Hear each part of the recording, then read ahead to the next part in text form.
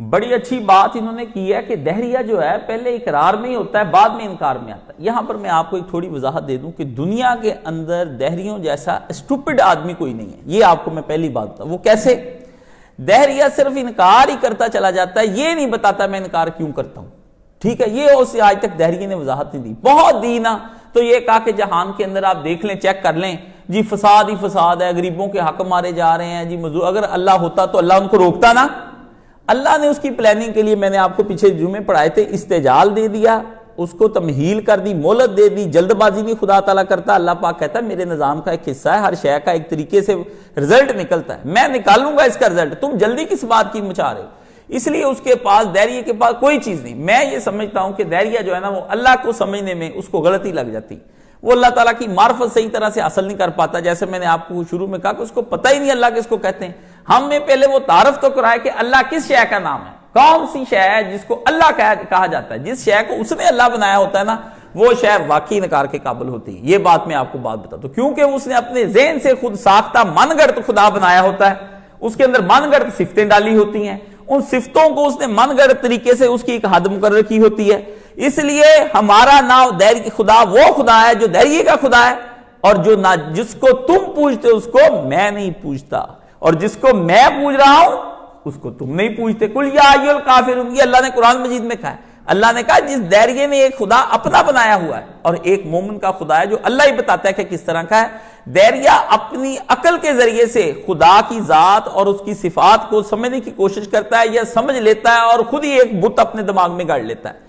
اللہ کہتا ہے میری ذات کا جو تعارف ہے وہ کسی صورت میں بھی کوئی آدمی خود بخود نہیں کر سکتا، سوائے اس کے کہ میں ہوں اور میں بہت طاقت والا ہوں، اس کے باقی پورا تعارف میں ہی آپ کو دے سکتا ہوں کہ میں۔ اس لیے اللہ نے قرآن مجید میں زبان محمدی صلی اللہ علیہ وسلم خود اللہ نے اپنی ذات کا بھی تعارف کرایا، اور اللہ تعالیٰ نے اپنی صفات کا بھی تعارف کرایا۔ باقی رہ گیا دہریہ۔ دہریہ جو ہے بڑا قابل رحم بھی ہے، اگر وہ اتنا ہی اس کے اوپر ہم اسے پوچھتے ہیں کہ تم بتاؤ تو صحیح، تو وہ دراصل اللہ تعالیٰ سے ناراض ہے، دنیا کے اندر ظلم دیکھ کر اور ان ساری چیزوں کو دیکھ کر اس کو ناراضی دور کرنی چاہیے اللہ تعالیٰ سے۔ ایک آدمی نے مجھ سے کہا وہ اللہ تعالیٰ جو ہے وہ یہ ظلم ہو رہا ہے ان کو کیوں نہیں روکتا؟ میں نے کہا اس سے خدا کے نہ ہونے کی دلیل نہیں تم دے پا رہے، اس سے تو ہونے کی دلیل ہے کہ ہے پر طاقت نہیں ہے اس کو ظلم روکنے کی۔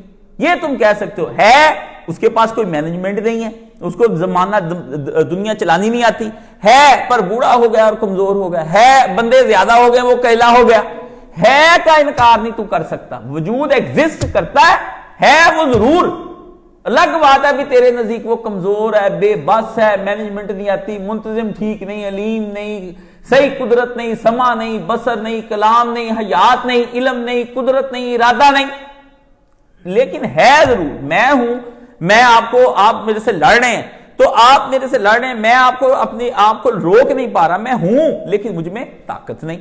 تو وہ خدا کی ذات کا تو اقرار کر رہا ہوتا ہے، خدا کی صفات کا بھی انکار، وہ صفات کی بنیاد پر کہ صفات اس کی صحیح ظہور نہیں کر رہی، اس کو صفات کے ظہور صحیح نہ ہونے پر اللہ پہ غصہ آ رہا ہوتا ہے۔ تو وہ بیوقوف ہے، مخلوق ہے، کسی مرشد کے پاس بیٹھے تو انشاءاللہ مرشد حل فرمائیں گے۔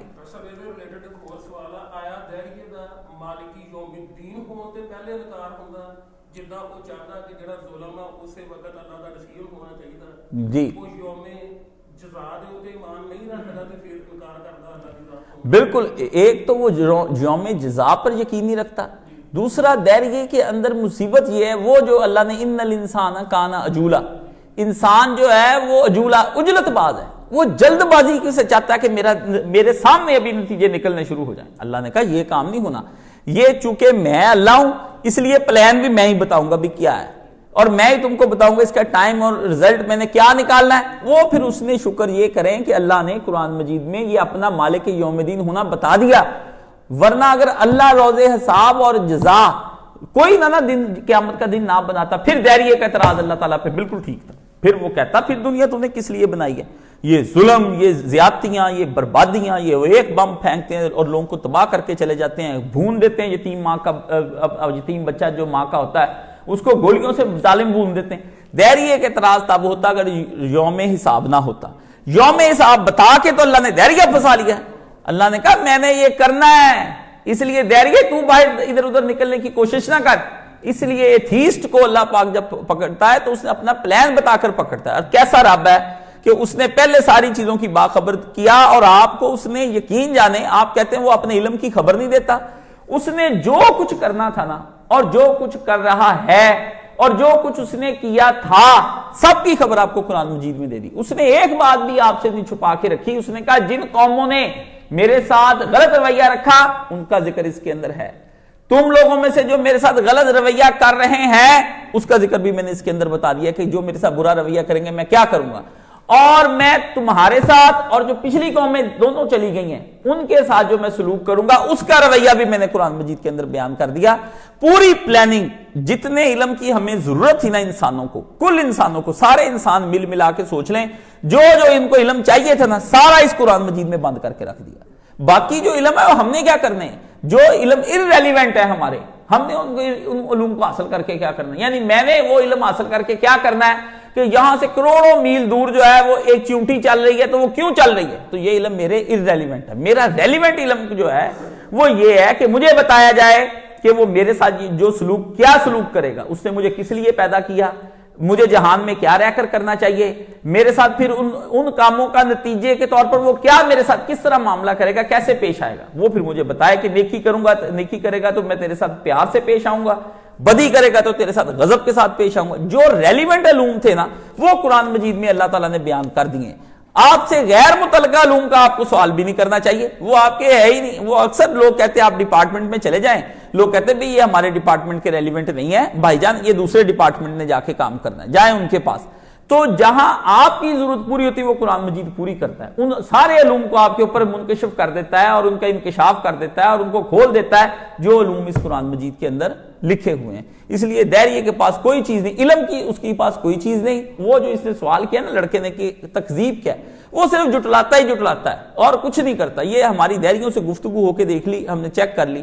خود ابھی آپ تازہ دیکھ لیں کہ تھوڑے دن پہلے خبر, یہ پرسوں ہی خبر آئی ہے, پیوٹن رشیا کا جو صدر ہے اس نے اب جو نیا اعلان کیا وہ دیکھ لیں کیا کیا. پہلے کیا کیا, انقلاب آیا سوشلسٹوں کا تو انہوں نے کہا ہم نے خدا کو اپنے ملک سے باہر نکال دیا, یعنی ہم خدا کا انکار کرتے ہیں اور وہ کافر ہو گئے کمیونسٹ اور سوشلسٹ. اب تازہ پیوٹن نے بیان دیا ہے کہ خدا ہمارے آئین کی مجبوری ہے, ہمیں رکھنا پڑے گا. اگر ہم نے نہ خدا رکھا قوم کو کیسے ہم سیدھی کریں گے.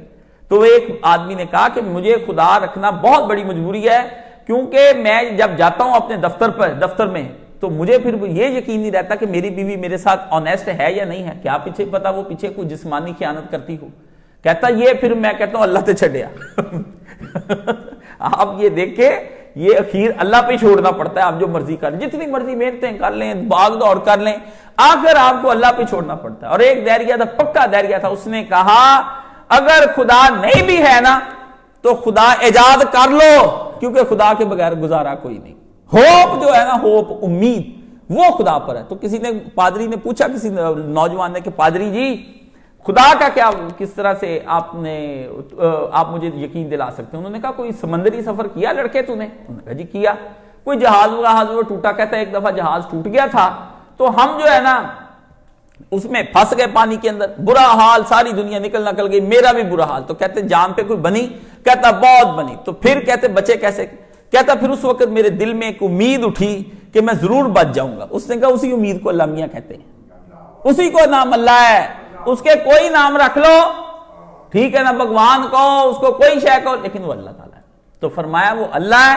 اللہ ان کافروں نے, اخیر جو پڑھے لکھے کافر تھے نا, جنہوں نے پوری سماجیات اور سوشیالوجی کو ساری کو پڑھا ہوا تھا, ان لوگوں نے پھر یہ آخر میں کہا کہ خدا کا وجود ماننا بہت ضروری ہے. اگر بالفرض عقل انکار بھی کرے نا کہ اللہ نہیں ہے تو اللہ میاں بنا لو, جھوٹا موٹا ہی بنا لو, کیونکہ اللہ کے بغیر کائنات نہیں چل سکتی. ٹھیک ہے نا. اخیر وہ آپ بندے پہ بندہ لگاتے چلے جائیں گے, اخیر کوئی حد آئے گی جس پہ اس بندے پہ کوئی بندہ نہیں ہوگا, تو اس بندے کا چیک اینڈ بیلنس کون ہوگا؟ کہتے پھر یہ اللہ پہ چھوڑ دو. اعتماد. وہ ایک دہریہ یہاں پر آیا, میرے پاس آیا, میں نے کہا اچھا تم یہ بتاؤ کہ تم ساری بات چھوڑو, اللہ ہے یا نہیں ہے. اعتماد بھی کسی شے کا نام ہے, ٹرسٹ. کہتا ہاں. میں نے کہا ٹرسٹ تم کس بنیاد پر کرتے ہو اسے مجھے یہ بتاؤ نا. بھی آپ بینک پر ٹرسٹ کرتے ہیں تو کس بنیاد پر کرتے ہیں؟ کیا پتا آپ کے پیسے لے کے بھاگ جائے. کون سی شے ہوتی ہے اندر جو آپ کو بینک پر ٹرسٹ کرنا سکھا دیتی کہ میں نے جو پیسے اس میں رکھوائے ہیں وہ محفوظ ہیں؟ کوئی، میں نے کہا یہ کوئی شے تو ہوگی نا، وہ اخیر پھنس گیا وہ کہنے لگا بالکل ہاں یہ تو ہے۔ میں نے کہا پھر اسی طرح ٹرسٹ ایک ایسی شے ہے کہ خدا پر وجود کے وجود پر تک یہ ٹرسٹ آدمی کو لے جاتا ہے۔ آدمی کے اندر ہی فطری طور پر ایسی چیزیں ہیں جو اس کو اللہ کے وجود کو ماننے پر مجبور کر دیتی، اخیر وہ اس پہ ہو جاتا ہے بندہ۔ تو او مائی گاڈ، اچانک دیکھیں نا انگریز بھی او مائی گاڈ، ہائے میرے اللہ، یہ فطری آوازیں ہیں جو اندر سے انسان کے نکلتی ہیں۔ تو اللہ تعالیٰ کا وجود جو ہے وہ ایگزسٹ کرتا ہے۔